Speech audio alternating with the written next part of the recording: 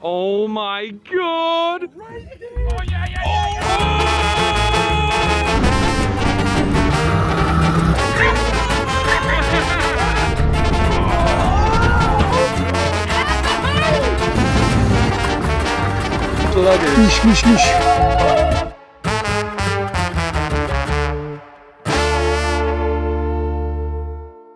Cedros Island is a magical place. If I could live there, I would. But what brings me there first and foremost is the yellowtail fishing.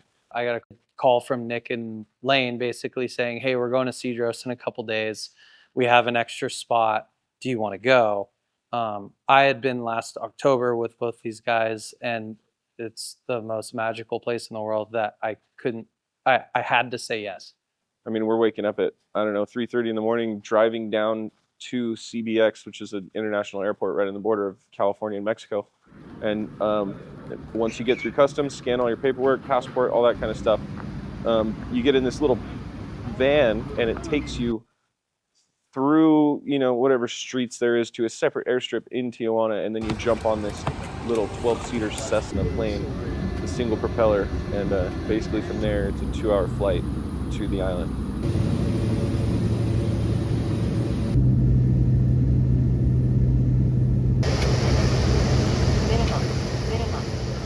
So yellowtail is one of my favorite fish to catch. You can catch them here in Southern California, anywhere from San Diego up north, as far as, you know, Channel Islands is basically as far as I go.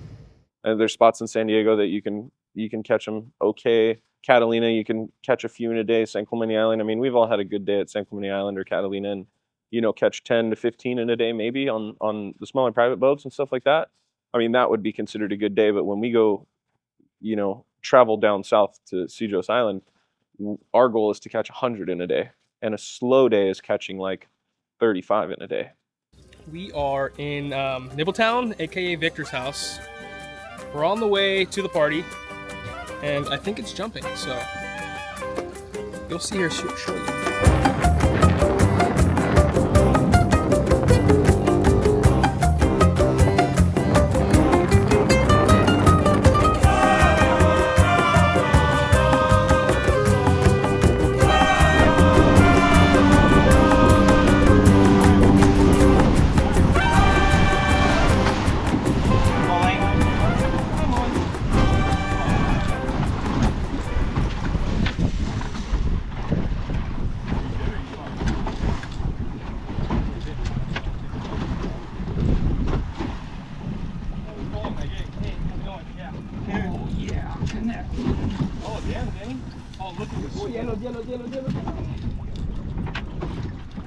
Oh my god! Oh my god! Look at them all swim!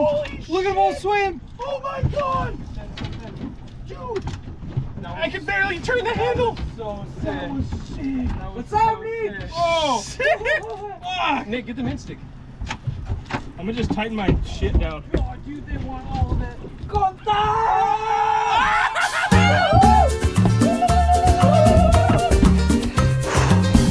Big Tonka truck slugger. Goosh, goosh, goosh. Let me come under. Let me come under. Oh, shit.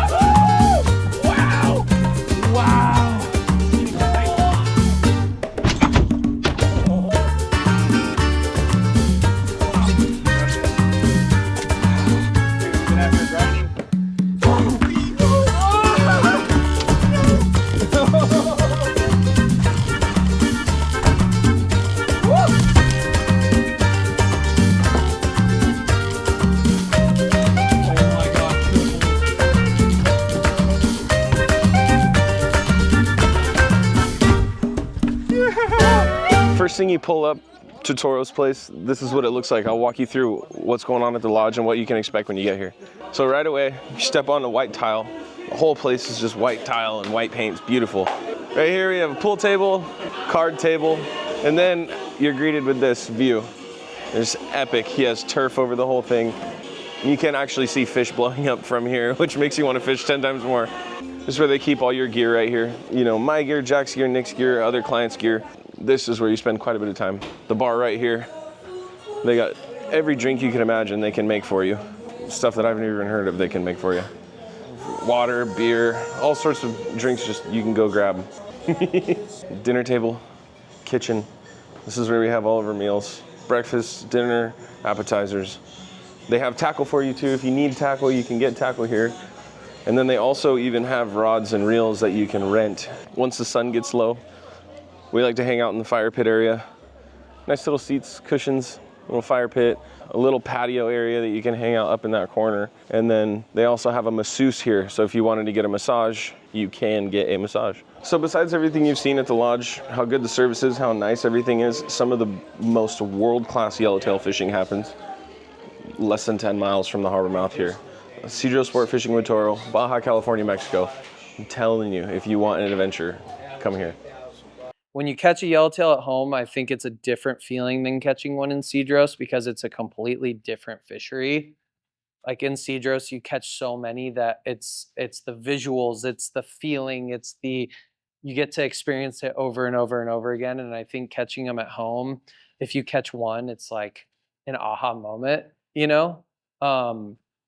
But I think there's no other place in the world that you can catch that many yellowtail in such a short amount of time in such a small area. Like they're everywhere.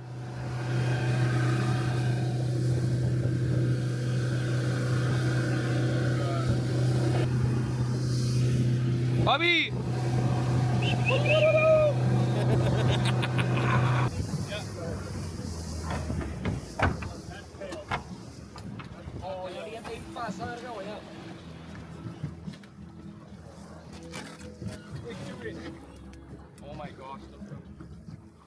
Oh my god! Oh yeah, yeah, yeah, yeah! Oh!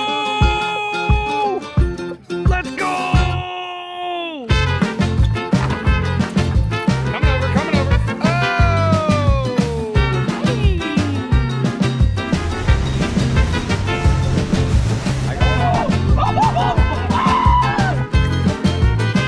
Oh my god, yeah, contact!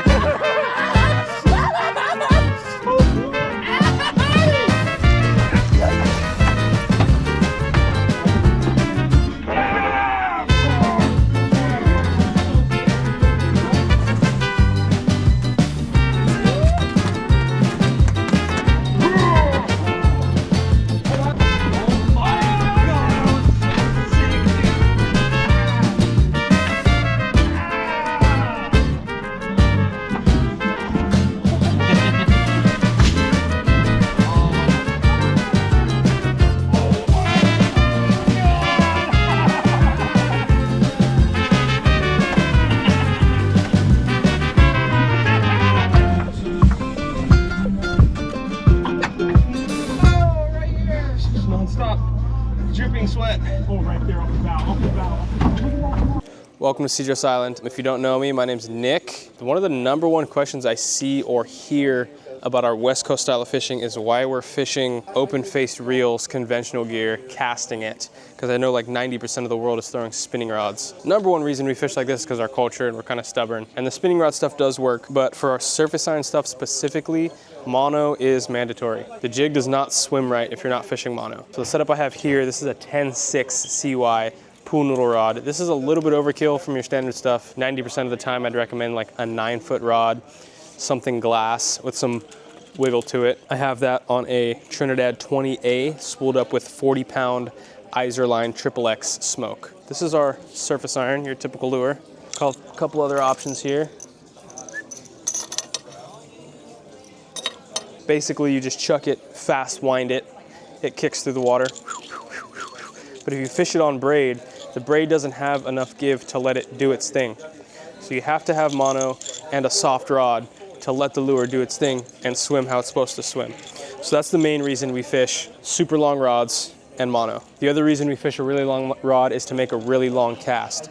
A lot of the time we're fishing this stuff, if you're not landing precisely in the boils, you're not gonna get a bite. This gear helps us cast really far and really accurate, and also allows the lure to swim exactly how it's supposed to swim. So, long rod, 9 to 10 foot. Usually you're looking at something like 20 to 50 line rating. We're fishing 40-pound mono. This is Iser line. And then open face reel, usually 20 size reel. This is a Shimano Trinidad, 20A. My favorite memory of fishing on this trip we just did was chasing the sharks around. So basically what happens is, you know, you're driving in open water, you're scanning the horizon, you have 4 guys just scanning the horizon for any sign of life, really. You're looking for fish splashing, you're looking for birds, you know, anything that looks different than just a flat ocean. Basically what we found, I think in one day we found like 6 or 7 sharks on the surface with schools of, you know, 50 to 100 yellowtail underneath them. And what those fish are doing is they're swimming behind it, swimming up under it, and they're hitting it with their head, the top of their head. They're beating it in the stomach, and you know, they're honestly kind of roughing the shark up. And the whole goal behind that with these fish is they want the shark to puke. They want it to throw up, you know, little bits of fish or, you know, whatever the shark may be eating. So then when it throws up, those yellowtail are there to eat the little bits of, you know, fish or flesh, whatever it may be that the shark is feeding on.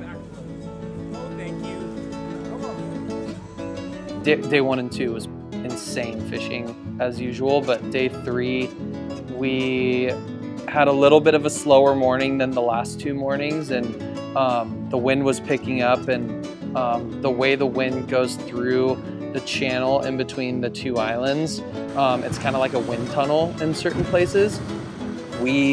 Nick actually pointed out a bird school that felt really far to the naked eye, and it was in the wind. We decided to point it and just get beat up the whole way out. There was bait puddling and there were birds everywhere, and Nick casts, gets bit, Lane grabs a surface iron, casts and get bit, and I only had a yo-yo tied on at the time, and I casted my yo-yo and wound it like a surface iron, and sure enough got bit.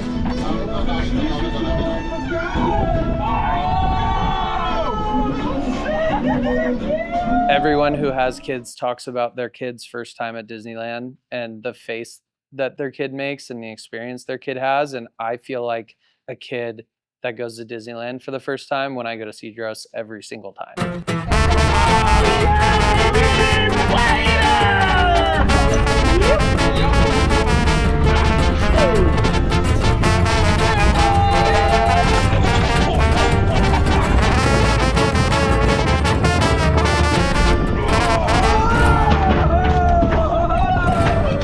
For me, as a guy that works at a desk in an office, I don't have the toughest hands. I guess claiming this is like so lame. But like, yeah, I'm a total puss. We just have a guy that fell in the koi pond. Grapefruit. And the grapefruits are biting. God, those are good. Please come to Cedros, book a trip with us, give us the chance to give you the best fishing experience that you can have, and I guarantee that you're gonna have a lot of fun.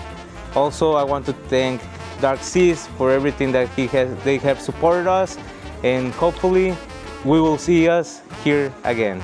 Thank you very much.